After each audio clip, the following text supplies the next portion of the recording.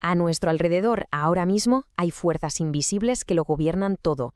Son atracciones sutilísimas entre moléculas que deciden las propiedades de cualquier cosa, ya sea el agua que bebemos o el aire que respiramos. Hoy vamos a intentar hacerlas visibles. Y para meternos en materia, vamos con una pregunta que parece de niños, pero que tiene muchísima miga. ¿Por qué el hielo, que al fin y al cabo es agua sólida, flota en el agua líquida? Parece normal, pero es una auténtica rareza en la naturaleza. Y la respuesta, como no, está en esas fuerzas invisibles que vamos a descubrir.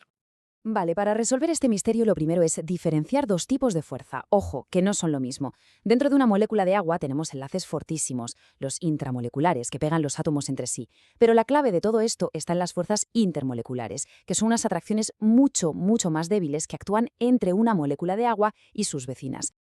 Y es aquí donde entra en escena el protagonista de esta historia. Vamos a hablar del tipo más fuerte de fuerza intermolecular, una que es absolutamente clave para entender por qué el agua se comporta como lo hace, el famoso puente de hidrógeno. Pero vamos a ver, ¿qué es exactamente un puente de hidrógeno? Pues es una atracción muy particular que se da cuando un átomo de hidrógeno, que ya está unido a un átomo muy electronegativo como el nitrógeno, el oxígeno o el flúor, siente a la vez una atracción muy fuerte por otro de esos átomos en una molécula cercana. Es una interacción especial y, para ser intermolecular, sorprendentemente potente. Y para que nos hagamos una idea de su fuerza, mirad esto. Un enlace covalente normal, de los de dentro de la molécula, tiene una energía de unos 400 kilojulios por mol. ¡Una pasada! El puente de hidrógeno, en cambio, se queda en unos 20. Y aunque parezca poco en comparación, fijaos que es bastante más fuerte que el resto de fuerzas intermoleculares, de las que hablaremos ahora. Y con esto volvemos a la pregunta del principio, porque aquí está la clave de todo. Cuando el agua se congela, los puentes de hidrógeno obligan a las moléculas a colocarse en una formación muy específica, una especie de red cristalina muy abierta y ordenada. Esta estructura ocupa más volumen que el agua líquida, así que el hielo acaba siendo menos denso. Y, ¡tachán!, por eso flota. Misterio resuelto. Muy bien, hemos resuelto el misterio del hielo, pero la cosa no acaba aquí. Dejemos el agua un momento y vamos a conocer a otra familia de fuerzas. Son las conocidas como fuerzas de Van der Waals, un conjunto de interacciones que son más débiles, pero que son importantísimas y universales. Lo interesante de estas fuerzas de Van der Waals es que son para todos. A diferencia de los puentes de hidrógeno, que son más selectivos, estas existen entre todo tipo de moléculas, da igual si son polares o no. Son fuerzas de corto alcance, sí, pero su efecto sumado es lo que explica el comportamiento de un montón de sustancias que nos rodean. Pero claro, como en toda familia, hay diferentes miembros. No todas las fuerzas de Van der Waals son iguales. De hecho, las podemos dividir en 3 tipos de atracción distintos, y vamos a verlos uno por uno para que quede todo bien claro. El primer tipo es, digamos, el más fácil de imaginar. Ocurre con moléculas que son polares, es decir, que tienen la carga eléctrica mal repartida, creando un polo positivo y otro negativo. Estas moléculas se comportan básicamente como si fueran pequeños imanes que se atraen por sus polos opuestos. Un ejemplo de libro es el del cloruro de hidrógeno, el HCl. El átomo de cloro es más electronegativo, así que tira de los electrones con más fuerza que el hidrógeno, y eso crea un dipolo permanente. ¿Qué pasa cuando juntamos dos moléculas de HCl? Pues que se orientan para que el lado positivo de una atraiga al lado negativo de la otra. Sencillo. Vale, la cosa se complica un poquito ahora.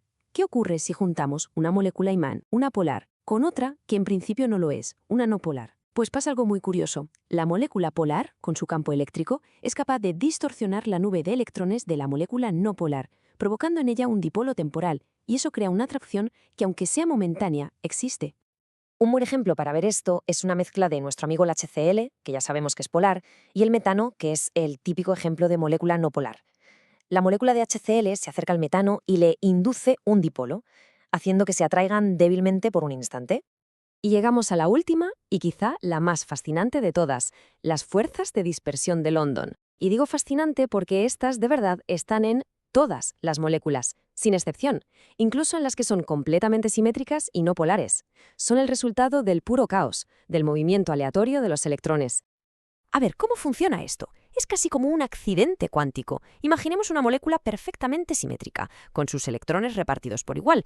Pues bien, en un instante cualquiera, por puro azar, puede que haya más electrones en un lado que en otro. De repente, ¡zas!, se crea un dipolo instantáneo. Dura un suspiro, pero es suficiente para inducir otro dipolo en la molécula de al lado y que se atraigan por un brevísimo momento. Y es que esto es alucinante, porque si lo pensamos, va contra toda intuición. ¿cómo puede una molécula perfectamente simétrica tener polos, aunque sea por un instante? Pues la respuesta, como bien se apunta, es pura mecánica cuántica. Es una consecuencia directa de que no podemos saber dónde está un electrón en un momento dado. Fascinante.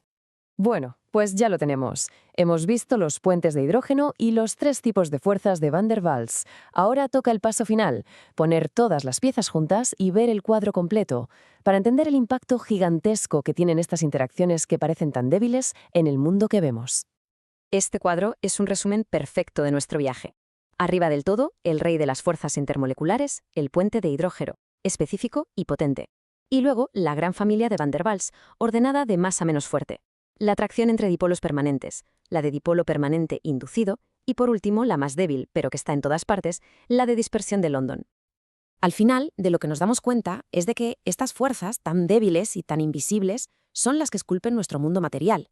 Determinan si algo es sólido, líquido o gas a temperatura ambiente, cómo se disuelve el azúcar en el café. Incluso la doble hélice del ADN se mantiene unida gracias a ellas.